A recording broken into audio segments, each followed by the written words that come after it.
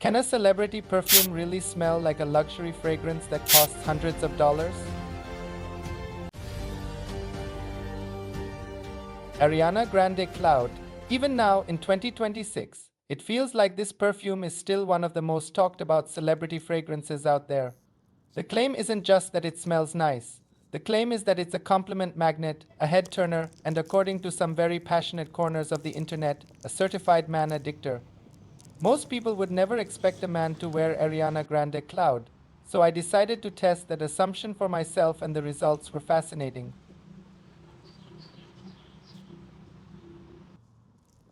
Official notes are lavender, pear, and bergamot up top, a heart of whipped cream, praline, coconut, and vanilla orchid, and a base of musk and woods. But how people describe it is way more interesting. A fluffy musk, airy vanilla, or a clean, expensive hoodie vibe. It's meant to be like a warm, cozy dessert, but with a burst of freshness that keeps it from being too much. A huge part of its fame comes from being constantly compared to the ultra luxe, super expensive Baccarat Rouge 540. A bottle of that can set you back hundreds of dollars, while Cloud is just a fraction of the price.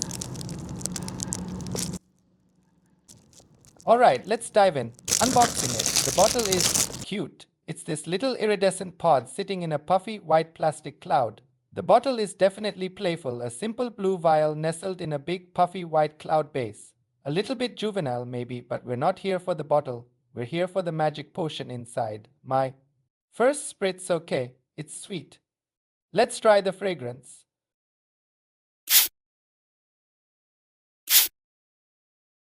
Definitely a creamy, almost marshmallow-like scent, but it also has this light, airy quality that stops it from being sickly.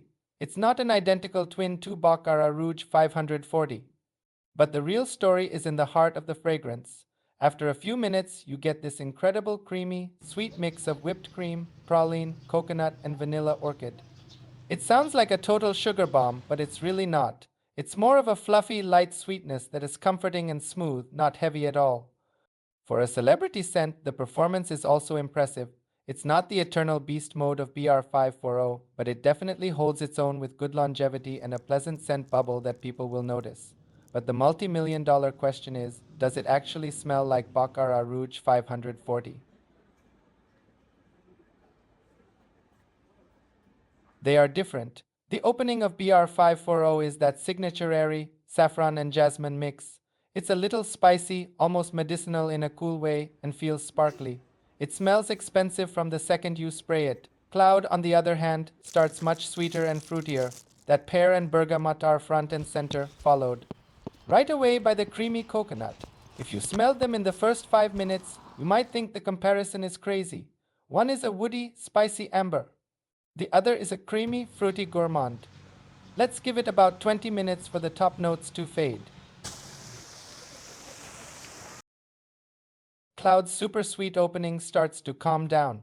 Those woody and musky base notes begin to show up, cutting through the sweetness of the praline and coconut.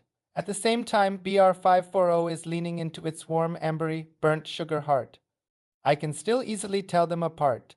BR540 has that distinct resinous, almost salty mineral vibe that Cloud just doesn't have.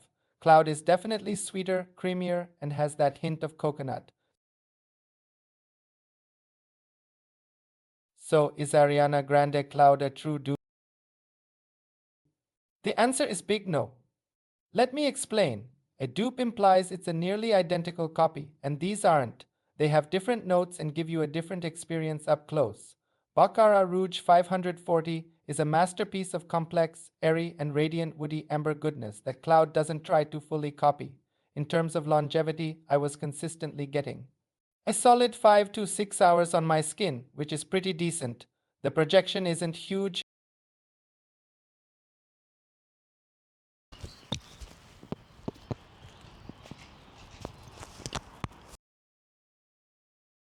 and the compliments, oh, they're real.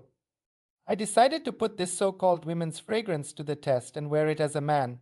The results were interesting. The first compliment came from my brother. He stopped for a moment and said, "You smell really good today. What are you wearing?" When I told him it was Ariana Grande Cloud, the look on his face was priceless, complete shock. I received several more compliments from people who were close enough to catch the scent trail. Not once did anyone say it smelled like a women's perfume. The only thing they noticed was that it smelled good. That experience reinforced something I've believed for a long time. Most people don't categorize fragrances as masculine or feminine. They simply react to whether a scent smells pleasant or not. The gender labels are largely in our heads, while everyone else is just enjoying the smell.